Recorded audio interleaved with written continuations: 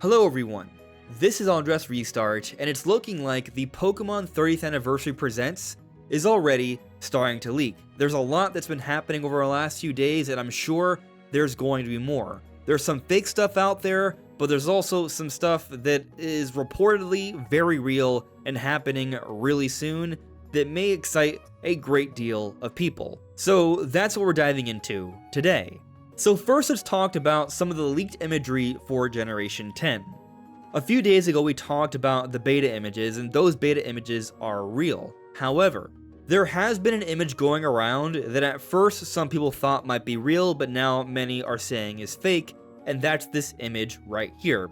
The fake text was added afterwards, but as we take a look at this image here, what I will say is that it's very clear that this is easily faked. There's nothing too crazy about this environment. It's a basic cave, mountainous wall and ground texture that's going on here. There's nothing too crazy there.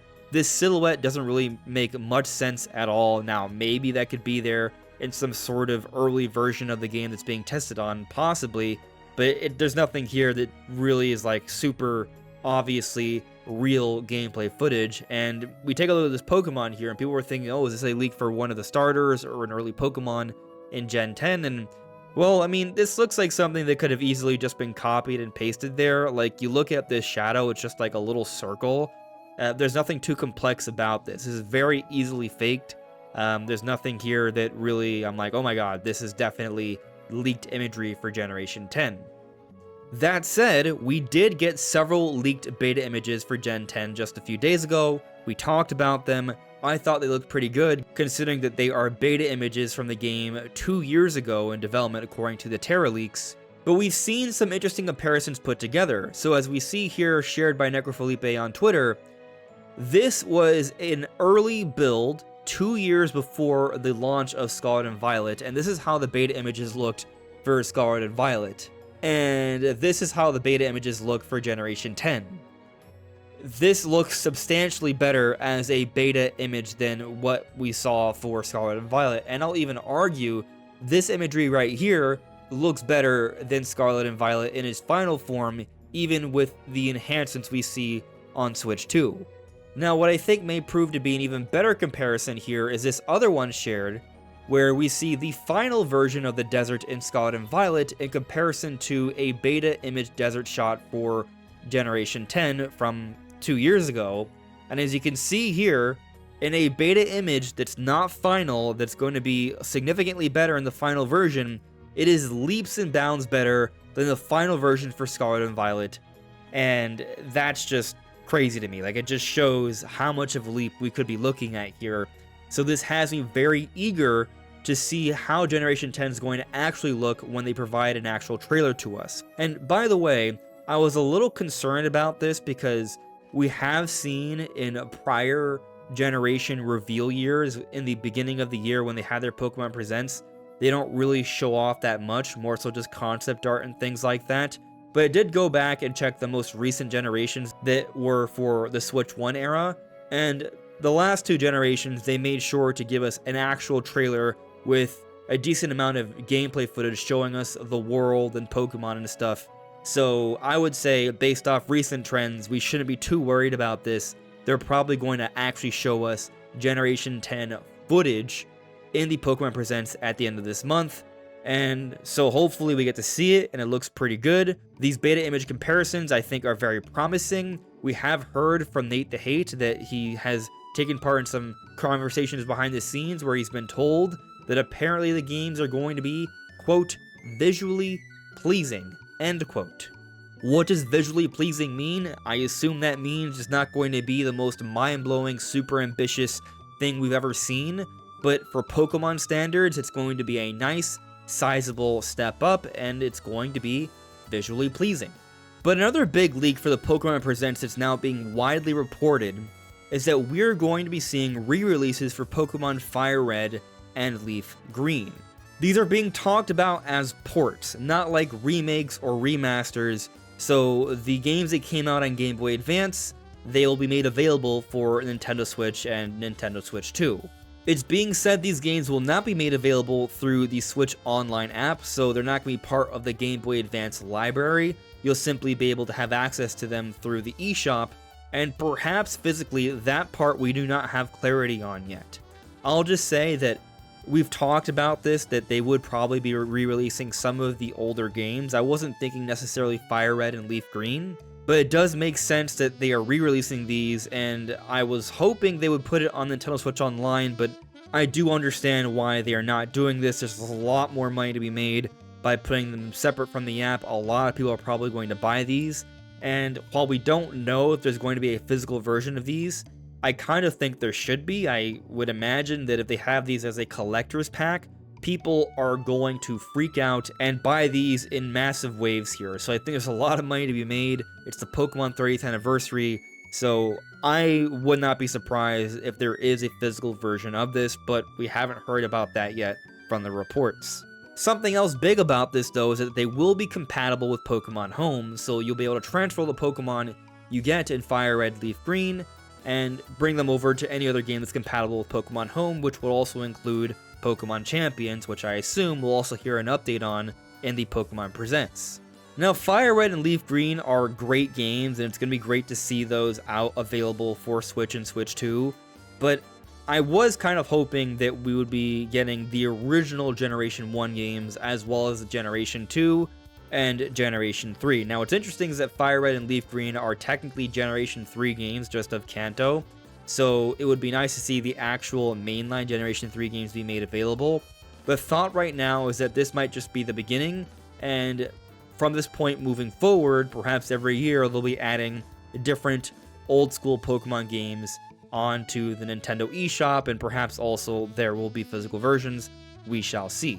Now, there's an interesting rumor going around that's saying that there might be more to Fire Red and Leaf Green here. As Eclipse here says on Twitter, these two might be revisited and not straight ports, maybe not 2D style. And so I think this is an interesting idea. The reports we're hearing about are that we're getting ports of Fire Red, Leaf Green, and they would be getting announced in the Pokemon Presents in a couple weeks. But it seems like what Eclipse is talking about here is something else that would be a bit of a bigger project. Now, we've seen Gen 1 revisited so much. We did get Let's Go Pikachu and Eevee, HD Pokemon games of Kanto at the beginning of the Switch 1 generation. Going back and doing something else kind of like that, maybe like a Brilliant Diamond Shining Pearl kind of like remake for Fire Red, Leaf Green, I just kind of feel like would be definitely overdoing it here. Generation 2 would just make so much more sense. Generation 3, all these others, we already have HD versions of Kanto, let's get something else. What I will say though, is that this does remind me of one of the big reveals from the Terra Leak here. So keep in mind, this is information that was not meant to be seen by the public. These were plans, and maybe these plans do not come to fruition, but there is a project, Project Seed, that is an experimental project that's supposed to be about a next generation multi-region online Pokemon experience. An MMO that's going to be a fully interconnected world linking Kanto, Johto, Hoenn, Sinnoh, and Kitakami. So Kanto would be involved here, and in some bit of a way, this would be kind of like a remake, at least in the sense of modernizing Kanto, the Gen 1 region, but then other regions. This is what we've heard from the Terra Leak. This is a legitimate plan. We just don't know if this plan is going to come to fruition or how it's going to change when it does see the light of day, if it ever does. But the idea here is that this is supposed to be an online multiplayer exploration Pokemon game involving multiple regions, and even here it's mentioned how there are supposed to be real weather conditions and seasonal changes, and how this is a very big experimental project. So if there's anything to this rumor of Gen 1 being revisited again, I hope it's tying into Project Seed. Otherwise, personally, I don't think I'm very interested unless there's some sort of substantial, really cool changes here. And to be fair, Eclipse does say maybe not 2D style.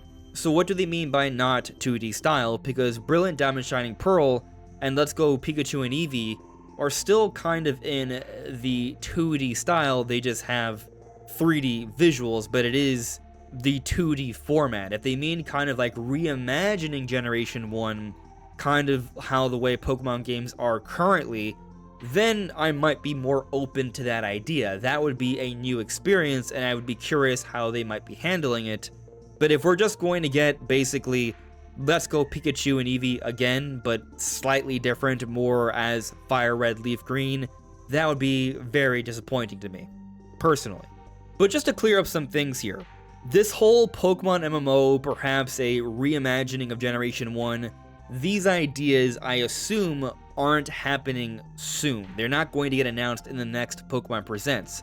What we're expecting to see in the next Pokemon Presents are the announcements of the ports of Fire Red and Leaf Green, as reported, and also the reveal for Generation 10. Now, if you've gone this far into the video, let me just point out that I do have this goal to reach 60,000 subscribers, so if you find yourself enjoying my videos, I would very much appreciate your subscription if you haven't subscribed already. Liking, commenting, it all makes a big difference.